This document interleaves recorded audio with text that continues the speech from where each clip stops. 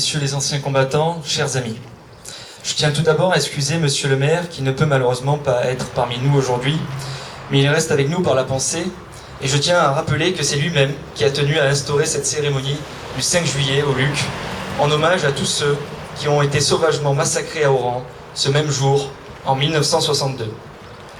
Le 5 juillet 1962 n'est pas une date comme une autre de la guerre d'Algérie, et pour ceux qui, d'une manière ou d'une autre, ont été attachés à cette terre. C'est le jour d'un massacre abject, d'une ampleur sans précédent et d'une violence inouïe. C'est le jour d'un massacre qui ne doit pas tant au combat qui se déroulait alors, plutôt qu'à la cruauté de certains combattants algériens et à l'impuissance volontaire de l'armée française aux ordres d'un gouvernement félon. Aujourd'hui, nous rendons hommage à toutes les victimes qui ont péri dans cette page noire de notre histoire, mais aussi à tous ceux qui ont aimé, qui ont chéri et qui sont tombés pour cette terre d'Algérie.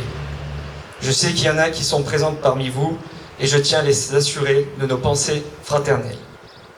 Nous sommes le 5 juillet 2019 et la situation que nous subissons depuis plusieurs années nous rappelle que les mêmes causes produisent les mêmes effets. Comme si les mensonges, les abandons de jadis ne nous avaient pas servi de leçon. Voilà pourquoi nous savons ce qui nous réunit ici. Nul besoin d'explication pour ceux qui, ayant vécu le cauchemar de 1962, ont toujours redouté qu'il nous rattrape un jour, ici, sur cette rive nord de la Méditerranée. Certains fanatiques nous accusent de vouloir prendre notre revanche ou de vouloir réécrire l'histoire. Mais non, ce n'est pas notre objectif. Nous souhaitons simplement rendre hommage à nos morts, perpétuer le souvenir de leurs sacrifices, transmettre la vérité aux générations futures et surtout, réclamer la justice. Car oui, l'essentiel c'est que tous ici, 57 ans après, nous réclamons toujours justice. Nous ne voulons pas une énième journée de commémoration, un énième discours abscon d'un quelconque ministre. Nous ne voulons pas d'excuses de la part des autorités algériennes. Ce que nous demandons, c'est la vérité, la simple reconnaissance des faits. Nous voulons, au nom de notre nation et par notre nation, nous la voulons dans les livres, nous la voulons dans les programmes de télévision, nous la voulons à l'école, nous la voulons au grand jour. Un proverbe persan dit qu'une vérité qui fait l'affaire vaut mieux qu'une vérité qui dérange. Cela a toujours été et continue d'être l'état d'esprit de nos dirigeants qui ont observé de près ou de loin le conflit algérien. Mais pour notre part, nous refusons cette histoire officielle, cette histoire falsifiée, politiquement correcte, écrite par quelques bien-pensants dans les salons parisiens.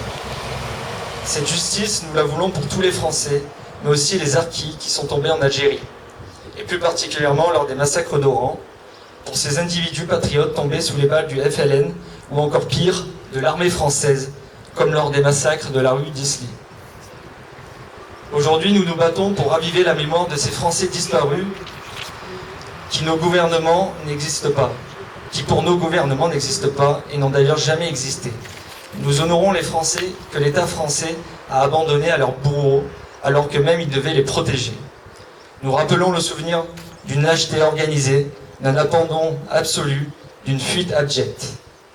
Il y a 57 ans, la France abandonnait ses fils et ses filles, les disparus d'Oran. Aujourd'hui, notre gouvernement rapatrie les terroristes et leurs enfants. Cherchez l'erreur. À travers cette modeste cérémonie, nous tenons justement à réparer cette erreur.